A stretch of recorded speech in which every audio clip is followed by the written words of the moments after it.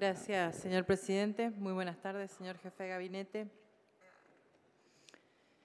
Dos preguntas concretas. La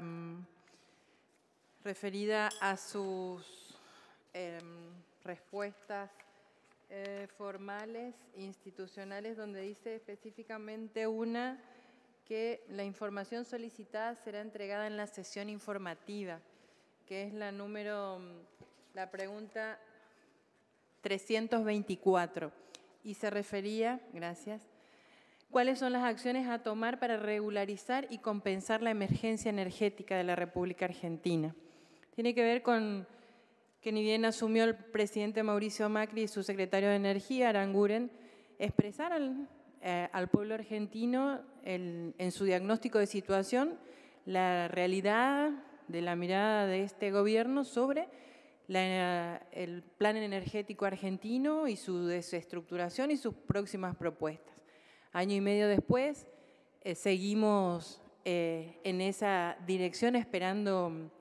respuestas en cuanto a la estratificación del plan que llega en cuotas, adaptada a algunas realidades, empezando por la Ciudad Autónoma de Buenos Aires, por algunas empresas, por algunos sectores. Se compran compañías, se venden otras, pero no entendemos el plan. Y por eso lo preguntamos, para que formalicemos 18 meses más tarde cuál es el plan energético argentino de emergencia para la actualidad y para el mediano plazo, para poder trabajar en forma conjunta la necesidad de esa gran herramienta para el desarrollo social y productivo del país, que es la energía, de la forma que lo plantea el gobierno del presidente Macri. La otra pregunta tiene que ver con una situación que aconteció hoy en la Comisión de Economía Nacional e Inversión, en la cual pertenezco, con la Comisión de Presupuesto, con el presidente del Banco Central, Sturzenegger, y la definición en cuanto a esa pregunta después, que fue contestada por el presidente, que tiene acuerdo del Senado y que nosotros los misioneros se lo dimos, votamos positivamente su designación, confiamos en él. El artículo 2 de la Ley 24.144 dice que el Banco Central tiene como finalidad la estabilidad monetaria, la estabilidad financiera, el empleo y el desarrollo con equidad. Y entonces le preguntaba cuál era la política del Banco Central en ese sentido, y sobre todo sobre un ejemplo específico que tenía que ver con la exteriorización del blanqueo de capitales en la República Argentina, proyecto que envió el presidente Mauricio Macri para lograr la posibilidad no solo de recaudar más a partir de la exteriorización, sino que también incorporar al patrimonio argentino, al sistema financiero argentino, esos millones de dólares que según el director de AFIP, Aguad, decía que en su informe ahora de 2017, 254.000 argentinos exteriorizaron sus nuevos quit, que de los 254.000 exteriorizados alcanzan 116.800 millones de dólares que han sido exteriorizados, pero no han sido repatriados, que están en esa vorágine financiera mundial, y de las cuales 48% de esas inversiones exteriorizadas son inversiones en general, divisas, LEVAC, no decía más el informe. Entonces la pregunta al presidente del Banco Central es ¿qué hace el Banco Central con sus herramientas de incentivo a la repatriación de los capitales, ya que ya han sido exteriorizados? Y entonces el presidente del Banco Central, y por eso le traslado a usted la pregunta, dice textualmente: ustedes, los senadores, cuando discutieron la ley, no incorporaron ningún tipo de incentivo a la ley de exteriorización de capitales. Bueno, ya estábamos cerrando, usted estaba ya en la casa, entonces no pudimos repreguntar, pero quería hacerle la reflexión que la ley de exteriorización de capitales de blanqueo fue una iniciativa del presidente Mauricio Macri, y que la discusión, que la dimos también en la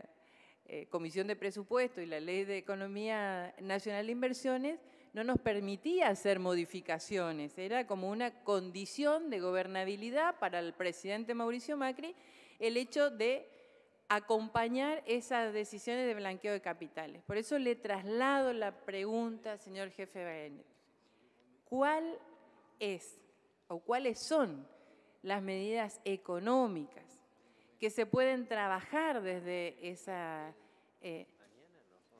complementariedad en la responsabilidad de una Argentina de todos, que nos incluya a nosotros, oficialistas y opositores en el Congreso argentino, que permita no solo la exteriorización de los capitales y el cobro de impuestos sobre esos bienes, sino la repatriación al sistema financiero de por lo menos ese 48% que significa nada más y nada menos casi 70.000 millones de dólares que vendrían sí a refrescar nuestro sistema económico y financiero, a crear trabajo, a la posibilidad de generar nuevas oportunidades en toda la Argentina. Creo que es un punto de inflexión importantísimo también, en tercer lugar, esto que usted decía, y hay que reconocerlo, el sacar la droga de la calle como política de Estado para evitar el consumo.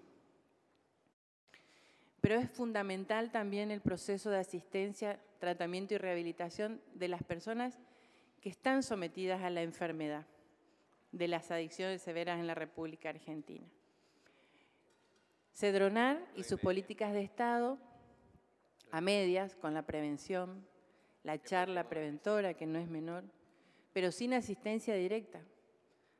a las personas en la dimensión, porque todos los días, por todos los medios, hay formas de comunicar de la sociedad argentina de la necesidad de una asistencia de mayor impacto. ¿Qué es lo que el Cedronar tiene planificado en esa instancia, en la urgencia de la asistencia de las personas adictas enfermas que no teniendo ni un tipo de cobertura de seguridad social, y si la tuvieran con muy baja cobertura de prestaciones por la cantidad de camas, plantea hacerlo como parte de política de Estado en esa patología? En esa instancia, desde el Ministerio de Salud también, el estado de situación del Programa Nacional de Salud Mental, porque si queremos llevar adelante una restauración, un proceso de rehabilitación